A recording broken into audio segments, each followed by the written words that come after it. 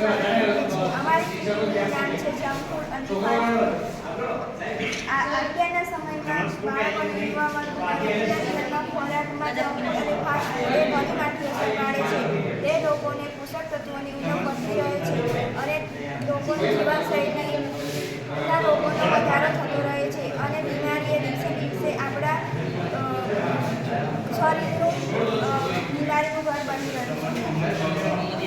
આ કૃતિ તૈયાર કરવાનો મુખ્ય હેતુ એ છે કે રોજિંદા જીવનમાં જંક ફૂડ અને ફાસ્ટ ફૂડનો ઘટાડો કરવો જોઈએ. પછી જંક ફૂડ અને ફાસ્ટ ફૂડમાં આપણી રોજિંદા જીવનમાં ખરાબ ખોરાકની ટેવો સુધારવી.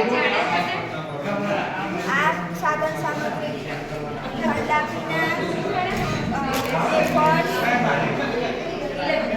इन सबको कंज्यूम नहीं करना चाहिए, हमारी हेल्थ के लिए अच्छा नहीं है.